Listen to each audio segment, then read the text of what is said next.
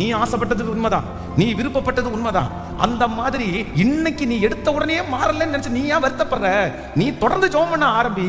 உன் ஜெபம் கேட்கப்பட்ட உடனே அது மாறும்ன்ற மாதிரி ஒரு தைரியத்தை கொடுத்துட்டாங்க. மறுபடியும் ஜெபம் பண்ண ஆரம்பிச்சாங்களாம். ஒரு 5 இயர்ஸ் 5 வருஷத்துக்குள்ள அவருக்கு திடீர்னு ஒரு ஆக்சிடென்ட். அந்த ஆக்சிடென்ட்ல அவர் கூட யாருமே இல்லை.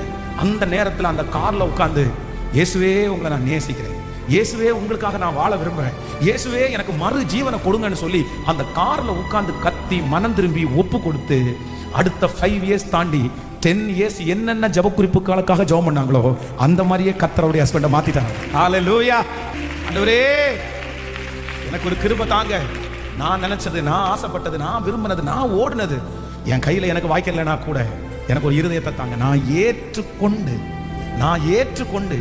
இதுலயும் சாட்சியா நிக்கணும்.